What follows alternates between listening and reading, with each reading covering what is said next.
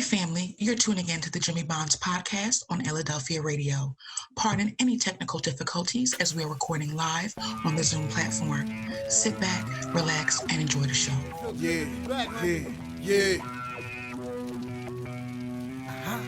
Jimmy. Lights, camera, action. Some people thought I quit and I ain't giving satisfaction.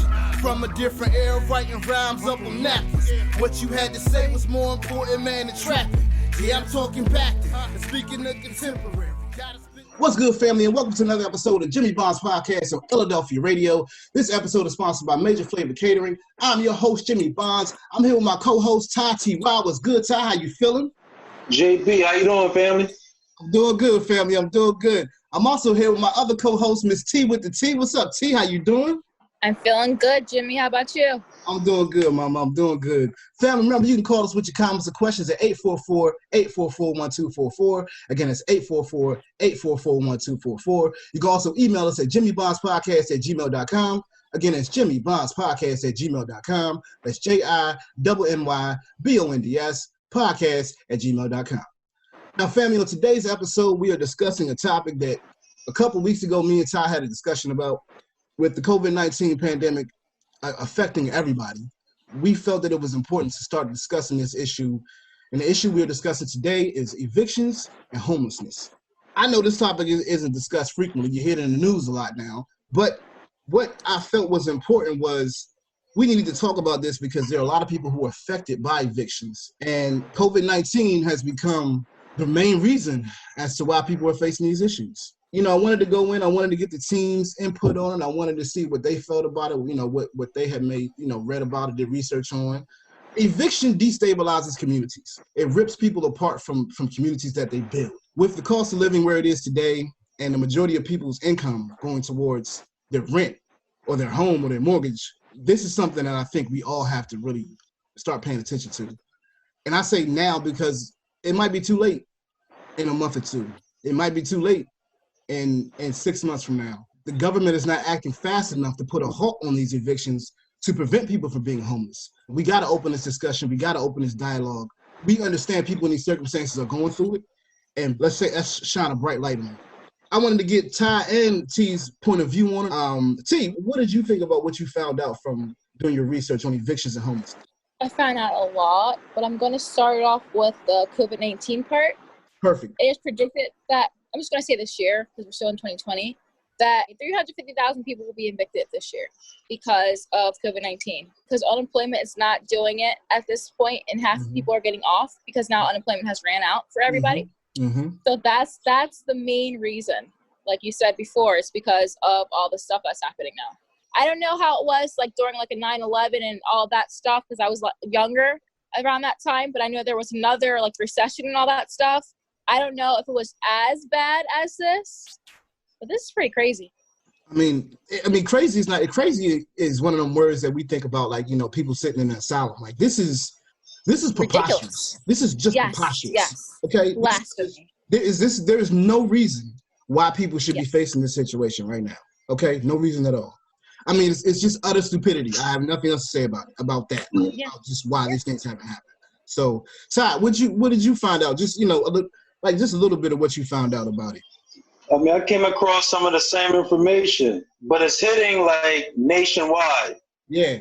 Nevada, Alabama, Florida, Mississippi, New York, and Tennessee are being hit the hardest right now, and Texas is being hit harder than those states. Yeah. The eviction moratorium for Pennsylvania was supposed to expire August the 31st. Okay. And that's just for renters. Right. You know? Right. But also found that for PHA, their renters, it has been extended until March of 21. Okay. But that does not include regular renters that are renting from like private landlords, so on and so forth. The public housing aspect of it, they really made a important focus on. We got to make sure these people are not evicted out of the public housing. But like you said, Ty, it only relates to people that are in public housing. It doesn't relate to people who are in private dwelling, shall I say. I'm glad to hear that the Pennsylvania is doing that, and you know that's a step in the right direction. You know, it's one of the things you feel like Like, okay, that's good. You know, that's a positive aspect of it. Okay, you know, because I'm about to drop some stats that aren't too positive. Okay, too happy, shall I say? Yeah. I got some right after you. You got some right after me. Sad. It's sad. Yeah, it was depressing doing this. I mean, and you know, see, when I was researching this thing, I was about to post some on Facebook about how depressing this issue is. You know, and people don't understand the real reality of being homeless or being evicted. But you know, some of the stats I found out, it says in America, apparently there's 110 million renters, and out of those 110 million, about 20% of them are expected to face eviction. And America's not prepared for that. You know what I'm saying? They're not prepared for those repercussions. They're not prepared for what happens after, you know, people go homeless. Because when you lose your home, all bets are off. Okay, like the way you lived and how your thought pattern was and what you thought about before is not the same. It is not the same. How you have to live and operate is not the same. You know, it's just ridiculous. So, family, I'm gonna just go into these stats. Here we go. So, there's an estimated 30 to 40 million people could be at risk of being evicted based on COVID-19. You know, it has to do more, not just with, you know, can people pay their rent? It has to do with what people are making to pay their rent. Okay? So the fact of the matter is, the income of people, the income of society, income of the population has stayed flat for 20 years. It's been flat. It has not gone up. Meanwhile, rent and the cost of shelter or homes, the cost of housing, has gone up 70% in 20 years. So that means that 2 decades ago, you could afford the cost of living. Now, it is no way in the world. They're saying 80% of people's income is going to keeping a roof over their head. I don't know how you can make ends meet. I don't know how you can survive. I don't know how you can even exist if 80% of the money that you make is going to keep a roof over your head. And we wonder why everybody lives, why there is a large population of people that live in poverty. But, you know, the poverty line is not what they really call it. The poverty line is like maybe $12,000 a year, but it's actually like, the poverty line should be like $30,000 a year, really, to be honest with you. Because if you're not making $50,000 a year, you're not going to be able to survive. Period. I'm dead serious. I'm dead serious. Like, in this country, if you don't make $50K a year, you have challenges that you have to face. And even people that make 50 have challenges they have to face. So it's if you're putting more money towards your rent, towards your housing and your shelter, and when that's taken away from you, your stability is kaput. You feel you're gonna respond differently. You're gonna react differently. I don't think people pay enough attention to why, or even people fight enough as to why we have to change these issues. Your rent should not be more than what you're making. You know, Ty, what do you feel about that, Ty? Again, the cost of living has gone up over the past, actually I've been tracking it for the past 10 years myself because I've been working 2 jobs. And if you don't have somebody working with you, like a partner or a spouse, or even a friend, like taking some of that load off of you, it's almost impossible to do unless you're making that kind of money. Right. And again, if you're not making at least $50,000 a year, it's going to be a struggle for you, unless you got a partner that's making some money that can help out. In Philly, I've noticed in Philly they have encampments that they're trying to break down right now on the Parkway. There's people living out on the Parkway in tents. They're leaving trash, feces, everything. I mean, they're saying they don't have no place to live, but it seems like somebody's down there coordinating everything. Yeah. You know? Yeah. Because they're talking to city officials going back and forth. Yeah, that sounds like an Occupy type of thing, though, to be honest with you. I mean, they don't talk about that tent city up in Kensington either. There's a bridge in Kensington. There's a bridge under there, and I guess it might be full of addicts or people who are homeless. And it is a tent town. It's a tent city. The last time there were tent cities anywhere in America tent city, was 1930 during the Great Depression. That was the last time there were major tent cities anywhere. So we have to realize that if they are building tent cities right now, we're already in a depression. You can forget the recession. You can forget the whatever they want to call it, whatever the media wants to call it. We are in a full-blown depression. Recession is short period time. It's like maybe a year, or we're in a recession. I think this country has been slowly going into a depression. It has, though, over the years. For years, it has. Over years. Right. For years. And, you know, all the coronavirus did was expose everything. It just brought everything to light.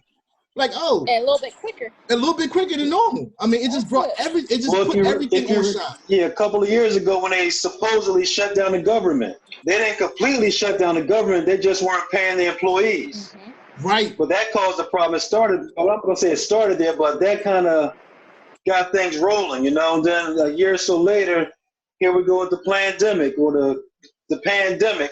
And that's just taking it to a whole nother level. I heard you say some pandemic. Businesses are having a problem with some businesses are having problems with a coin shortage. No, pause. I don't know if you heard that. Pause. That's major. How? That's major. Now look, I know we're talking about evictions and homelessness, okay? But the coin shortage. Ty. It's not just a coin shortage. It's a currency cash shortage. I go to ATM. Yes. I have 5 ATMs in my region right now. I live in Upper Darby. I have 5 ATMs there. Yes. And none of them got cash. None. Nobody got anything. Right. None. I mean, Wawa's asking for people to bring change in for free coffee. Yes. Same as that's because they're taking the change out of circulation. They're taking the currency out of circulation. Right, Ty. And when they do that, people are struggling, man. They are, man. They are, man. When you take currency first of all, currency is different. Some people live on cards. Some people live on currency. Mm-hmm. And the majority, a lot of us Black folks have been raised on currency, not on card. We've been raised on cash in hand. Okay. How to count. How to count, right. So when you start taking money out, out of circulation, we have major issues. Right. Because not everybody we pay and not everybody we deal with in our economy deals with card or electronic payment. Exactly. Period. Especially the older generation. Exactly. Exactly. And I don't know what generation I call myself in, but I don't like paying with my card all the time because they track everything with your card. They track everything, what you do, where you go. Listen, I don't like doing it all the time. And even putting it online is still a major risk. So it's like when you think about the fact that people are facing evictions and they're gonna need cash and they're gonna need currency, they're gonna need things to get them by, to get them to the next day, to get them to the next thing. And not everybody has everybody has a bank account like that. By this happening, then if you don't have the currency, how are they gonna get cards anyway? You have to have currency. You do. You have to have a way for them to pay for stuff. You do. Yeah. It's a big old it's a downhill. It really is. It's very sad. Yeah, I mean, family, I hate to just, I don't like talking about subjects that make you depressed, but at the same time, you have to talk about them to understand what the reality is, what we're facing. If it wasn't serious, then, I don't think we would talk about it. But this is serious. This is an eye opener. Right. This is what people are dealing with on an everyday basis. The mainstream media won't talk about this. Okay, mainstream media will not talk about what's going on with these people. They will be focused more on what's going on with the government and what the president is saying. And nah. I don't care about that. I care about my community and people that's in my community that are facing eviction, that are facing being homeless, that are facing uncertain times and uncertainty in their future. Because the job market is not opening up. So right now people can't get a job, people's unemployment is cut, and now the pause on their evictions is coming. So you can just imagine the stress and the anxiety that people are facing. And I mean I'm talking about millions of people. I'm not talking about a small population.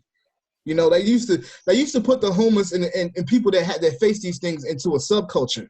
That this is a small population of people. This doesn't affect certain people. Like, no, this is not a subculture no more. And to be honest with you, they try to always say like the poverty line is itself. Everybody below the poverty line is a subculture in the mainstream media. Okay, so when these people have to face these situations, they don't necessarily want to talk to them. But it's real. Your neighbor get evicted. You see how you feel about it. Right. Get that. You get evicted. You see how you feel about it. One of the things I've also noticed is that with this coronavirus, some jobs are being eliminated altogether, like management jobs. Yeah. And they're out of work and there's no work for them because certain jobs are just being eliminated altogether. If you're in like management or administration, a lot of those jobs are being just removed. Like a lot of companies are going to Zoom now. Yes. Working from home, office meetings are on Zoom. Some jobs are being cut. I've talked to a few people that have lost jobs like that, in management jobs. It's going to affect a lot of people. I mean, those making money, they're losing jobs, and those that are living paycheck to paycheck, Right. I mean, they're hit the hardest. Again, listen, the way I feel about it, T and Ty, I'm like, this is going to change the philosophy and the culture of how we live. Okay, people are going to have to start opening their hearts and their minds and their spirits and their souls a lot more than what they used to help us combat this issue. Let's take a quick break. Remember, family, you want to call us with your comments or questions, you can call us at 844-844-1244. Again, that's 844-844-1244. You can also email us at jimmybondspodcast@gmail.com. Again, it's jimmybondspodcast@gmail.com. That's JIMMYBONDS podcast@gmail.com. You'll listen to the Jimmy Bonds Podcast on Philadelphia Radio. We'll be right back. Hey, this is Michael from Abu Dhabi. Listen to the Jimmy Bonds Podcast on Philadelphia Radio. Welcome back to the Jimmy Bonds Podcast on Philadelphia Radio. We thank you for listening.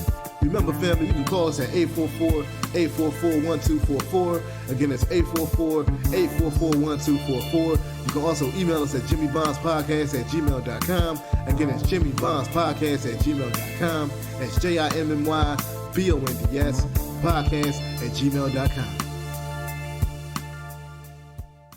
Now, family, on this episode, we were discussing on the last segment the effects of evictions and homelessness on the population in America. We were actually giving some stats and talking about how evictions are going to play a major role in people's lives and how homelessness is going to play a major role in people's lives in the coming months, in the coming years. And because of the uncertainty of COVID-19, we are in a very trying time for our country and for our people. On this segment, I wanted to make sure that we tackled homelessness. See, what did you find out about homelessness? I'm going to start off with saying there's 3 types of homelessness in America. Those types are chronic, transitional, and episodic. The chronic is like the Skid Row. So that one would be from 40 up, like older generation, like Skid Row, like they go back and forth between shelters. The transitionals are like more of the money, like 18 to 31. They're like transitioning back and forth to see, especially right now for COVID-19, it's all transitional. People are losing their homes, they're losing they're losing everything. So this may or may not be their first time going out to have to stay in a shelter or have to stay out in the streets. They're not used to it. So basically right now it's COVID-19. But if it's not, it's just the 18 to 31-year-olds. And then there's episodic people who frequently are always homeless. Go in and out of homelessness. Like one day you're here, one day you're not. Like go in and out of shelters. And then I found out that 35% are unsheltered. That's and then I found out 65% are sheltered. So they actually do go to the homeless shelters. 1 in every 200 people will be expected to experience some type of homelessness at one point in their life. And then I moved on and I started to research like vets and things like that. And we're sad. We are very sad. We don't treat our vets right, T. We don't, T. We don't. Whatsoever. It's very sad. So 9% of vets are 18 to 30. They'll be homeless. 41%, 31 to 50 will be homeless. And the other 5% are ones that are either older or can be in between younger.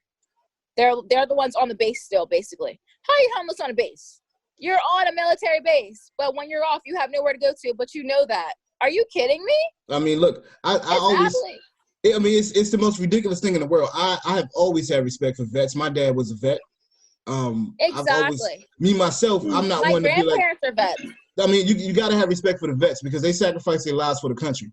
So you got to have respect for them. You got to have respect for what they do and how they operate. So speaking as an American citizen, you cannot not take care of the vets. Okay? Thank you. Period. Thank you. Sorry, team. Go ahead. Thank you. So then I have the top 5 ones are lack of resources and support. As we said, you come home, oh, thanks for serving our country, get a medal, call it a day. I think not. Then housing, because the GI Bill, I remember I was in school with somebody, they didn't get their GI Bill until we were about to graduate. Seriously? Wow. Are you kidding me? Yep. Then mental PTSD. It's a real thing, people. No matter what you think, it's a real thing. Like, how can you go from protecting and serving all of a sudden to be a civilian? Yep. I don't have a shooter mentality. I don't have a killing mentality. I don't have any of that. Nope. So how the heck you gonna come back? You're gonna have some issues. You are. And then the last one is Drug substance abuse. abuse. Yeah. Yes. That's what the vets because suffer you come from. back if you can't get it. Exactly. And half of the people in this country right now that are homeless and veterans are from Vietnam. All the wars have their vets, but majority of them are from Vietnam. How long ago was the Vietnam War, Jimmy? Come on now. Vietnam was in the late 60s, early 70s. Exactly. That's when the Vietnam War started. Are you kidding me? It's 2020. Yeah, I know. I know. Thank you. But later, I do have a positive outlook. Some of the VAs, they do specialize in the housing program. Okay. Where they donate $150,000, but unfortunately only 40,000 veterans can receive it. I mean, it's something, but still, come on, America. Come on, people. You can do better. I'm sorry. They still put limitations on it. But why? They served. Half the people that are homeless in this country, 45% of them are Black and Spanish. And 9% of female veterans are homeless, but most of the veterans that are homeless are male. I mean, those were just the stats on homelessness. And I mean, depressing is an understatement. They are really just astronomically crazy. Like blasphemous. What? Like what? Blasphemous. You know? I tell you. You know what? You know, here's the issue I have. We concern ourselves with so many other things during our day, during our life. I mean, from scrolling on social media to watching sports to binging on your TV stuff. You never realize how being homeless affects your psyche to the extent of your worth, to the extent of what you feel like the person you are, who you are. Being homeless is probably one of the most uncertain things you ever have in your life. You don't know when it's going to end. You don't know when it's going to end, and you don't know how you got there or why you got there. You might look for others to blame, but in our society, they tell you blame yourself. They tell you it's your fault you're homeless. They say, yeah, you're homeless. You did this. It couldn't have been a reason as to why you're homeless. You're homeless because you did this. And it's like, no, that's not the case. People are homeless because the circumstances that they face prevent them from getting shelter over their heads. Most people are not homeless out of choice. And most people don't think this is the way they want to live the rest of their life. They say that being homeless adds an extra 15 to 20 years on your life. They say being homeless ages you. Here's the other problem. Here's a problem why homelessness should be an issue for everybody. Because people don't think that this is an issue. Well, I'm not homeless, so it don't affect me. Healthcare costs. Do you know who takes up 50% of the healthcare costs in this country? Do you know who does it? The homeless. Who's it? And the reason that is because they don't have shelter over their heads. So their lives are different. It is by fact that if you live in your home or you're homeless, you're gonna live longer if you live in a home than if you're homeless. I don't have to do no research about that. Oh, well, this dude lived for 80 years. He was homeless. Like, no, it doesn't work like that. There are people living in some of the most rundown warehouses and cars and freaking under the bridges and in tents and all kind of stuff. And you can't tell me people feel like this is what they want to live with their life. You know, you can't tell me that. You talked about drug abuse, T. You talked about why that's a big factor. I mean, up in Kensington, you can see why the drug abuse, what happens when drug abuse takes over. You can see it. Okay, you see it. You know, and even where I'm at, I can go down 69th Street right now, and I can sit for 69th Street for 20 minutes, and I can see all types of addicts all day long. You used to live in the bus terminal down there. That's where they've been, Ty. That's exactly where they are. In the bus terminal. That's where they are. Yeah. You know, so this ain't about, I'm not going to pay attention to. You can ignore it as long as you want to ignore it, okay? But the coronavirus is going to make you not ignore this anymore. Because you're in it. Because now we all in it. Because it just don't affect you. I'm living over at home, but you being homeless affects me too. Not being like, well, it affects me, you're homeless, it affects me negatively. No, it affects me to the point where I feel like, why are we here? Like, how we get here?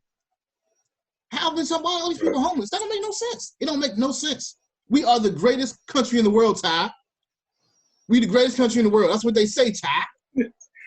I don't know, but you know. We the greatest country would not be going through this. We the greatest country. You guys say Switzerland can be called the greatest country. They don't have homelessness in Switzerland. And we're not allowed there. Some countries don't have homeless people. They don't. Yeah, see? They don't. Switzerland ain't accept nobody. How great are we if we have more homeless people than other countries that don't have it? Like you said, Switzerland don't have it. You know why? Because they provide places for their citizens who are in transition, who are chronically homeless. Right. You know what I'm saying? They provide these things. And this isn't some socialist type of idea. Everybody be like, it's socialism. No, it's not socialism. Caring for your people, caring for your citizens is not socialism. I don't know what in the world people come up with. It's not socialism. Socialism is taking care of people, is making sure people have social things in their life that they can live freely and easily in your country. Mm-hmm. Oh, I lost my job. Oh, I can go apply for unemployment and it'll be approved easy. Oh, I lost my house. I know I can go to this organization, I can go to this government entity, and they can help me not lose my home. Right. That don't exist here. That don't exist here. And you can, and if it does, when it does, they have these organizations and they limit everything. They limit everything. Yes. Point in term, if one in 4 people who apply for public housing are the ones who get it. So if 4 people apply for it, only 1 person gets public housing. 1. That's not right. Come on, what kind of sense does that make? And who's making these decisions to say that you get it and you don't? It makes no sense to me. Being homeless is the one thing America does not ever want to talk about. Because we market and promote the bright lights and the shiny stuff of this country all the time. But the negative stuff that really affects us, we try to shy away from. You know, we try to deal with it. You gotta figure that out by yourself. You know, and seriously, you be in your car, you see the bull coming around with his sign or whatever, and he might be scheming or whatever, but I have nothing to do with that. I don't know his circumstances. Even if he is scheming, I'm gonna give him what I have, because I'm not out here begging. You get what I'm saying? You know how much you got to swallow your pride to go beg people for money? And now some people do that for a living. Yeah. I know some homeless people out there that on a daily basis out there begging. I know there are always exceptions to the rule. But the majority of people who are out there do not want to be begging for money. Doing it because they have to. You think vets who serve this country proudly want to be somewhere begging for money? You know, you think about it, the disabled community that is in this country that can't get the jobs that people who are not disabled can get. What about them? Disability don't pay. Disability does not cover your income. I mean, your housing or anything. Disability is not enough. It is not enough money to cover anything. So I that's why I say it again. If the cost of living has gone up so 70%, how is it that our salary and our incomes do not? And like you said, Ty, you talked about the managers, that some of your friends who are managers, some people who were in management, probably making a good amount of money, who will now be faced with challenges they have never faced in their life. But believe me, folks, believe me, family, it is not a cakewalk. You know, don't shun people and put them down for their circumstances. It's not their fault. Yes, T, I'm sorry. My bad. And you never know if that could be you. So don't do that. Right. You don't know. You never know. Don't. You can have something now, and tomorrow, poof, it'd be gone. Listen, any of us can go through this. You never know. You never know. When you was mentioning the 3 different types of homelessness, you mentioned something about a skid row. Skid row is like you've been back and forth into shelters. You've tried, but you can't get it. Skid row is just like what it sounds like. All the other ones are like transitional, like you may or may not. But Skid row is like, I don't want to say the end because it's not necessarily the end. And I don't want to say give up because you haven't. Okay. It's just, for some reason in America, yay, land of the great, we're not getting enough opportunities for you to get out of that. Like half of the people that are in Skid Row, once again, are veterans. Now in Los Angeles, they have a neighborhood called Skid Row. Yes. The area is also known as Central City East. As of 2019, the population of the district was 4,757. Skid Row contains one of the largest stable populations, between 4,200 to 8,000 homeless people in the United States. It has been known for its condensed homeless population since the 1930s. Its long history of police raids, targeted city initiatives, and homelessness advocacy make it one of the most notable districts in Los Angeles, covering 50 city blocks. So it's a huge area in Los Angeles. And they call it Skid Row because everyone is living there that's homeless. They're just, like you said, Skid Row, that the type of homeless person. Skid Row. You know, Ty, you know that the number 2 and the number 3 homeless cities in the world are New York and LA. You know that, right? LA? Remember we talked about this, Ty. Those are the two, the top five in the world. Two of them are American, and they're the two major American cities. They're not like, they're not like no whatever. They're the two major American cities. You even mentioned that. You said 8,000, 50 city blocks. 50 city blocks. What? Yeah. I don't even have 50 city blocks in my town. I don't think. 50 city. No, that is crazy time. But and like they don't go. You think people go to LA to go see Skid Row? I don't know. The sad part is people probably do. They probably do. Yeah. They may do it. But isn't LA a microcosm of what's really going on? It has been going on for a long time. Cost of living going up, housing going up, people not able to afford it. And what do? Forget it. I'm done. I'm Skid Row. That's where I'm going because it's too hard. It's too hard.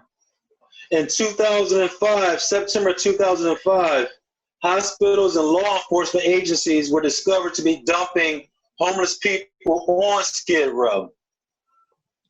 I'm not surprised. Not surprised. If listen, the shock doesn't shock me at all because that's the type of stuff they do. That's how they treat the homeless population. Okay, that's how they treat people. They call it patient dumping. Yeah, they don't care about them. They don't care. Oh, you're just here to get this, and you're just here to get that. We're gonna put you right back where you came from. I mean, it is just absolutely ridiculous. Let me find you help. Let me find you resources. No, T. No. I work for a shelter for homeless women, abused women, and most of them had either drug problems or mental issues. Some had a combination of both. The sad thing about it was they're just using these people to make money. If you're a drug addict, there's no way you can pay rent. Yeah. So they're giving drug addicts housing vouchers. They go get an apartment, and 3 months later, they're right back out on the street. I've seen a few of them come back to the shelter. They don't get treatment. They're allowed to still do their drugs as long as they don't do it on the premises. Some shelters don't have curfews. So these people are still allowed to do drugs and come back by a certain time. I'm not going to name the company that I was working for at the shelter, but as a cook, I had to feed 22 women. They gave me a budget of $2,000.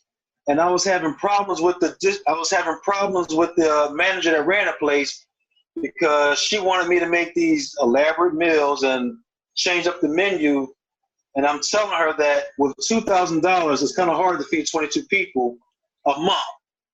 So I broke down the numbers for her, and I said, with $2,000, if you divide that by 22 people on a monthly basis, it comes out to like $90 and maybe 72 cents per person. I broke it down to a weekly basis, Jimmy, and it came down to maybe $22 per person. So I went even further because we was having problems. I was going back and forth arguing with this lady about the menu. So when I broke it down to a daily basis, it came out to $3.24 per person living in that shelter. And I had to provide them for $3.24 a day, a breakfast, lunch, dinner, beverage, and a snack. And they got all the sugar they wanted to because they were high on drugs, so they wanted that sugar. So they're always drinking coffee and tea. Yeah. And they would allow them to have the coffee and tea. So for $3.24, I'm supposed to make a meal for somebody per day. And it got to a point where I'm like, listen, this is not going to work. We have to figure this out. But they never made no adjustments or changes to it. Because they don't care. So, no, a lot of these shelters make money off these homeless people. It's a body for them. And Todd, that's what that was what I wanted to really harp on when you said it. I mean, you broke down the details of how they're limiting people's life pretty much. You know what I'm saying? If I'm in a shelter, you can't make me, who can eat for $90 for a month? Who does that? Who does that? Listen, I got a family of 4. When I go to the grocery store, I'm spending $200. Easy. Easy. Okay? Like no problem. In my sleep, I'm spending $200. So if they try to get you to feed 22 people on $90 for the month, Ty, you know me. You lost your mind. I don't know what kind of math you doing or what land you living in. Yeah. That is not the way this is going to work. You know what I'm saying? Like it doesn't work. The math doesn't add up. The people who need it the most are not getting what they need. So I mean it's just crazy. I'm so glad you shared that. I'm so glad you shared that. You touched on a point too. One of the things that happened at the shelter, they made 302 a patient or a resident there. Yeah. So the cops will come, they'll take them to the hospital or whatever, and 3 or 4 days later, they're right back at the shelter. I'm like, well, what happened? They just let them go. A lot of times they'll take them in for a day or two, let them come down off their high or whatever it is that they're going through. Maybe they didn't take their medication. You know, because when they don't get their meds, their psych meds, it's bad things happen. Yes. Yeah, but that's putting everybody else at risk too. Yeah. That's true. That's true, yes. It is. What? I'm going to be quiet. Yeah. I mean, a lot of the shelters make money off of bodies. They make money off of bodies. And you know, Ty, and you think about the economy of that, like they've always made money off of people in poverty. Always. They've always used people in poverty as test dummies. They've always used them for whatever they want to use them for. They're making money off the homeless. How are you making money off the homeless? Like, that is just despicable. Just despicable. If anything, you should try to get people not to be homeless. That should be the whole thing. Right. That should be your goal. Not to be homeless, not to come back to my shelter. Period. Point blank. You know what I mean? Like, that turned my stomach, dude. Like, these are the organizations that are supposedly taking care of our homeless population. The ones that are charging for the bodies. The ones that are dumping people in Skid Row. These are the ones that we look to think that they're going to be taking care of these people. And that's not what's happening. As we always do on the Jimmy Bonds podcast on Philadelphia Radio, we do not point fingers without trying to find solutions. We don't be like, y'all suck and we know everything. No, that's not the way it is, okay? There are so many things that we want to bring light to that people, I guess, shun away from. You know, so it may seem like we're attacking this thing or attacking an organization or whatever, but no, like, stop running your organization like you're taking advantage of people. Stop it. Just stop. Just stop. If it was more people who use their organizations or their companies for what the purposes it was used for, okay, there would be a lot more people who were healed from these situations, because drug abuse and addiction, it's a sickness. Okay? It's a sickness. It's like any other sickness you have. It's like cancer, all right? So these people need medical help. These people don't need just, hey, let me take you to 302 you. Like, these people need medical help. I can tell you for a fact, my wife used to give therapy to drug and alcohol patients. So I hear it firsthand. Just like you tell me, Todd. Like, I know some of that stuff in and out because I hear about it. You think about how it's like they just don't care about them. You know what I mean? And for people who serve that population, and when I mean people who care and serve that population, it is a tireless, thankless, never-ending job.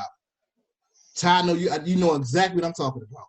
Yeah. I mean, people who are in the trenches that actually care about the homeless and actually want to do something to help them, they have no relief. When you have people running organizations like this, they only give you $2,000. Yeah. I'm sure you worked there for as long as you did. I don't know how long you worked there, but I'm sure you worked there as long as you did because it was a good cause. Not for the pay. Right. Because you felt like it's something I need to do because I want to give back to my community. I can make some money from it too, yes, but I want to do this because this is helping. I can use my skills and my gifts to help people.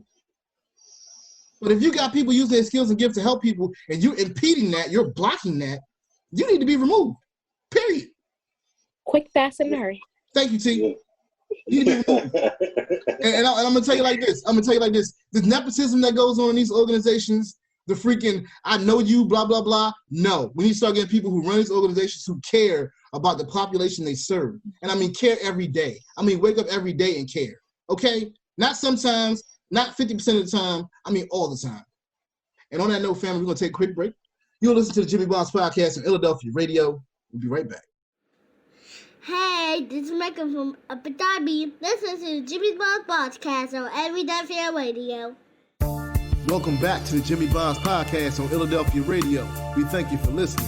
Remember, family, you can call us at 844-844-1244. Again, that's 844-844-1244. You can also email us at jimmybondspodcast@gmail.com. Again, it's jimmybondspodcast@gmail.com. That's JIMMYBONDS podcast@gmail.com. Now, family, on this segment, we were talking about evictions and homelessness. On the last segment, we were talking about homeless population and the stats with the homeless population. Ty shared one of his experiences with us about, working at a shelter. And T was giving us stats on vets and the homeless population on Skid Row. And, family, it brought me to a point of really understanding that being evicted or facing homelessness is not a individual thing. It's a community thing. As I said before, being evicted destabilizes communities. And more times than none, when you are evicted, you have to go live someplace that's more dangerous, because the income is less, and the resources that are in that community are often less. So high crime areas you often have to live with. I always share stuff with people. I always share a bit of my story about it. When I was 9 years old, I remember like it was yesterday. I came home from school, and I used to take the bus by myself at 9. Back in the 80s, you could do that. 89, you could take the bus by yourself, right? So I was taking the bus by myself, and one day I came home. It was 4th grade, and I came home and I saw all my all my stuff on the street. When I tell you, it changes like the way you feel about everything. Everything. I mean, from my toys to my couch, to my bed, to all my personal belongings, all out on the street, people going through it, people taking your stuff. It pains me today to talk about it because it's just it's hard, man. It's hard thinking about it. I look back on those times and I say like, people are really facing this right now. And people are going through a hard time in their life. And people are being evicted and people are homeless. And we can't just let people be like this no more, because you don't know what it's like to have to live with somebody else, have to live with your family members. People look at you funny. Your family looks at you funny. Well, this happened because your mom did this, or your family does. No, it happens because people have circumstances in their life, but it just happens. They get evicted. They get put out of their homes. It changed my life forever. Forever. Forever. I was 9 when that happened. I don't think I had a stable place to live again until I was 15. I was in high school and everything. I went to school every day, but a stable place to live. Not then. So I was 15 years old. It's a long time for a teenager to have to go through some, just whatever. And then teenagers right now, they're going through the same thing. Mm-hmm. So not only do I hear you, I feel you. I know what you're going through. I know what you're facing. Personally, I know what you're facing. Because I had other times, like that wasn't the only time I was homeless. I was homeless again when I got older. And that was not a choice. I had to leave where I was living. DC, the economy in DC is not made for people of color, okay? So if you want to get ahead, you have to move somewhere else. The cost of living in DC is too much. So I had to leave. I couldn't afford to live there no more. Just period. It costs too much to live in that city. And being a black man, all the resources or the jobs and everything are not always there for you. You know what I'm saying? I didn't go to college. I couldn't get a good government job like that. So it wasn't like, hey, so people have to understand, look, this homelessness thing and this eviction thing is not nothing to play with. This isn't some, hey, people are homeless. Like, no. Like, stop letting people go through this stuff. Like, be there for them. Because I can tell you, it affects you for the rest of your life. If you're now facing a situation that you never have been homeless before, or you don't know what it's like to be evicted, and this is the first time you might first face some circumstances, you don't know what the way you're gonna feel. You don't know how you're gonna react. You don't know what you're gonna do. You don't know where your next money's coming from. You don't know how you're going to eat tomorrow.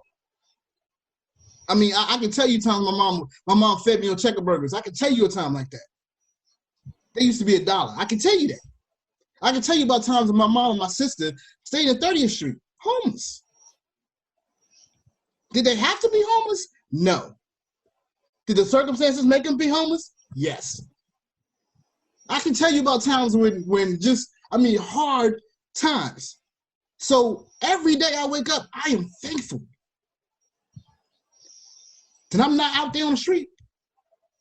And I got my own. And I got my family got their own. And my kids got a roof over their head. My wife got a roof over her head. Like, I'm sorry, Ty. I'm sorry, T. But people don't understand this. This is not This is not nothing to play with. And believe it or not, it's gonna affect everybody. Because they got 10 cities in LA, they got 10 cities in New York, they got 10 cities in Philly, they got 10 cities in Baltimore. They got 10 cities in Baltimore, they got 10 cities in Atlanta. This is going to affect everybody's going to face this. Because they're not giving any kind of recourse to say, hey, we're going to protect you guys from not being evicted. Hey, we're going to protect you guys from not being homeless. The government's not moving on that. The people are not moving on that. It's not important to people. Mm-hmm. But I can tell you, when you get there and you have to deal with that situation, it will be important to you. So that's why I need all our listeners, family, to not look down on these people, not look at them like they're second-class citizens, not look at them like it's their fault. Because you never know somebody's story. You never know how they got there. You never know. And for you to judge them, for you to judge people who are homeless, for you to judge people who are evicted, not even just shame on you, like you're not even American. Because that's not the American way. The American way is we take care of ourselves. We take care of each other. That's what they promote, right? We all together. We all in this together. Then yes, we are all in this together. This homelessness, we are all in this together. Evictions, we are all in this together. I don't care how much money you make. There are billionaires in this country that can solve this problem. Do you hear me? Easy. Overnight. Overnight. Can solve this issue overnight with a snap of the finger or a click of a button. But it's not important to them. It's not important to them. It's not important to the powers that be. It's not important to the people that make the decisions. It's all about economy. It's all about the stock market. It's all about raising up the GDP.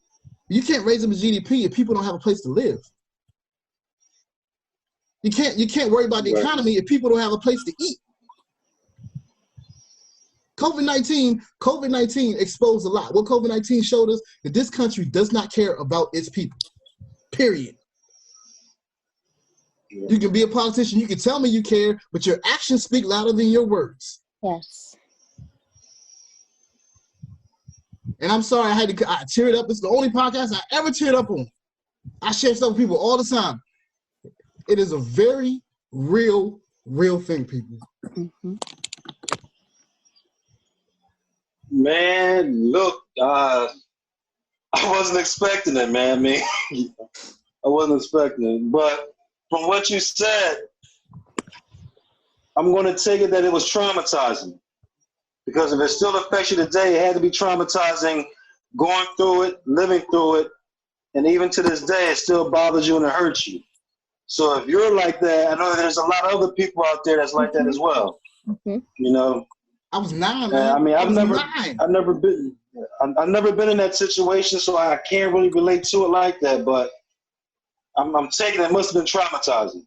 It was, and I don't know how that affects people to have to go through that, you know, because I've never been through it. But if you're going through that, and there's millions of other people going through that, and right down the road right now, we're looking at a major eviction coming up with people renting and paying mortgages. We got some serious problems coming up. We do. And there's going to be a lot of traumatic people expressing themselves in the months to come because this is right down the road. I mean, it's actually taking place right now. It is. Like you said, you came home and you saw some of your stuff outside on the streets. A lot of people are going through that in Louisiana right now. Yeah, man. And there's probably in other cities too, but they're just not talking about it as much. Yeah. But I'm sure through social media, we're going to start seeing more of it. Yeah. Definitely.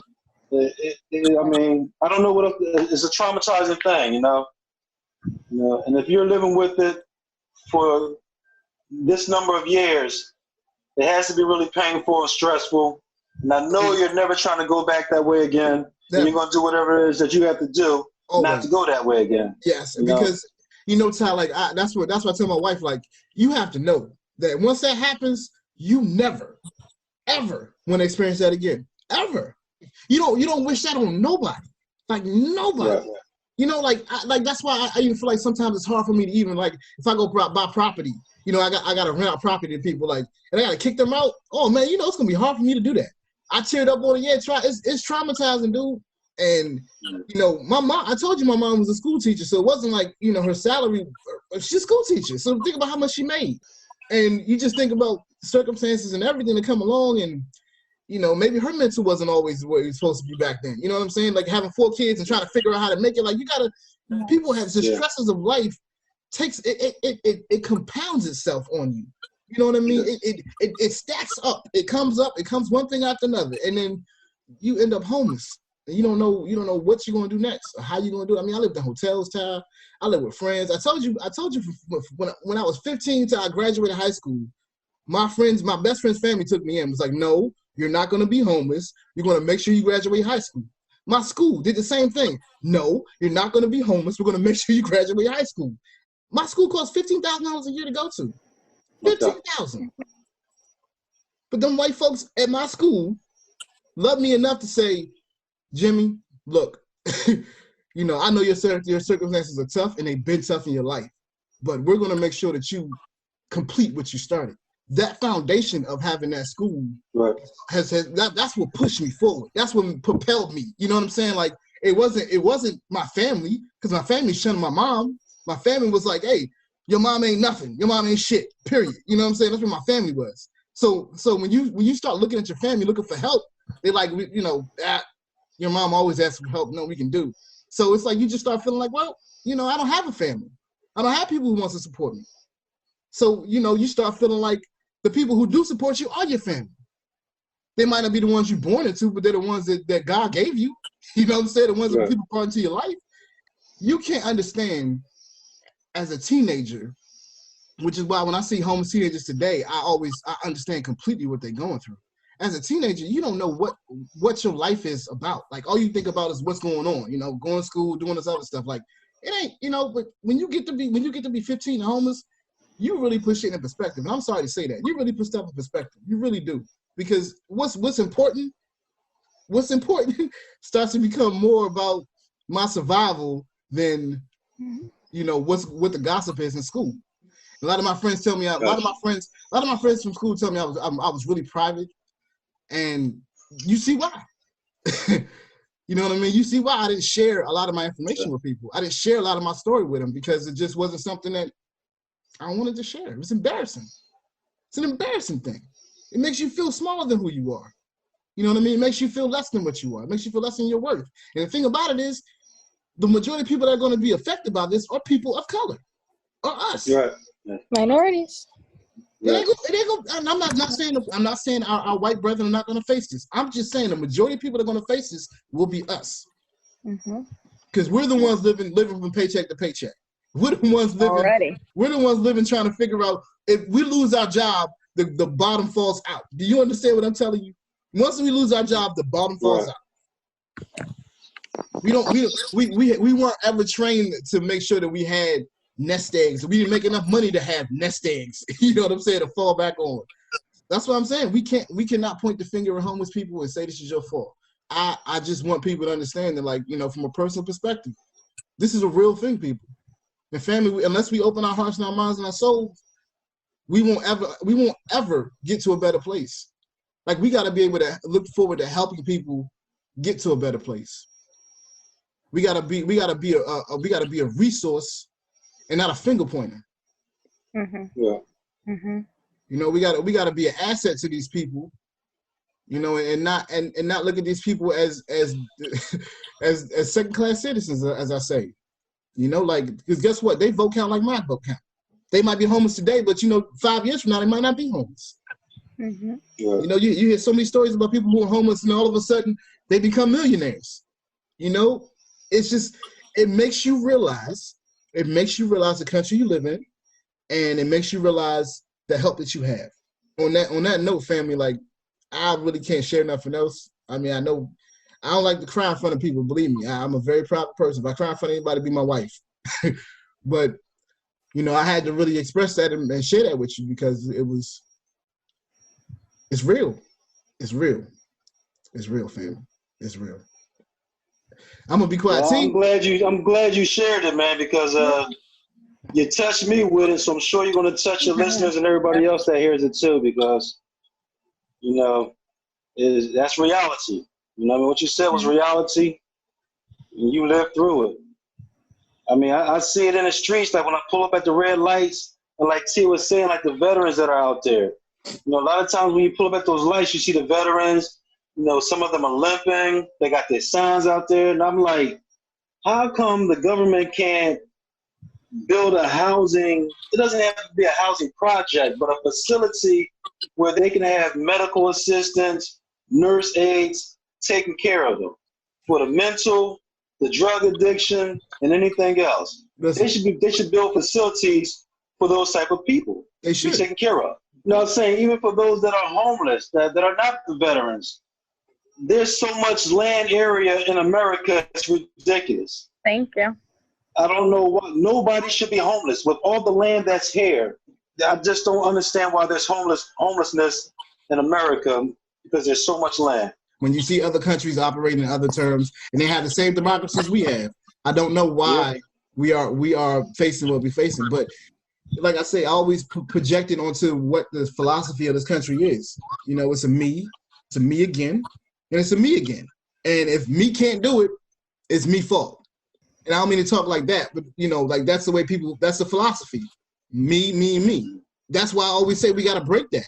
We got to break that philosophy. If you're helping people and everybody is, when I say everybody, when people are at their best, when people are at their best, when they're living and they're stable, that's when people are at their best. When you're stable in your situation, when you know you're okay, when you know your rent's paid, your bills paid, your lights on, you can think clearly. You can make better decisions. You're not making rash decisions in life.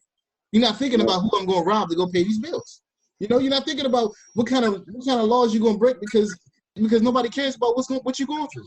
I'm speaking for fact. People, these are things that, believe me, even being homeless, I had to think about myself. Should I go sell that package? I got plenty of boys I know that's in the game. Listen, I know them. Should I go down on the street? I could have done that. That's not what I wanted to do. That wasn't where my life was going. That wasn't what I felt that I needed to do. When you have support, it changes the way you do it. These people don't have support. These people do not have support to say that I can have peace of mind. Man, there is no cost. There's no money you can put on peace of mind. There's no amount of money you can put on peace of mind. And to be honest with you, I think peace of mind has an infinity on it, because when you have peace of mind and your spirit is calm, man, it changes everything. You can think clearly. You can move clearly and everything. It's a tough thing. And so, speaking of that peace of mind, you know, I wish everybody out there, you know, even with this COVID-19 going on, I pray that you find peace of mind. I pray that you find ease and comfort. I pray that you're not evicted. I pray that you don't go homeless. I pray that your family is safe and everybody that you know is safe. Because right now, family, we about to go in it. And if we don't buckle down as family and as people that care about each other, we're not going to make it. If it's every man for himself, we're not going to make it. If it's every woman for himself or for herself, we're not going to make it. Let's bond together, family. Let's come together. Let's really come together and really talk about how we can tackle this issue. You said it all. You said it all. You really did.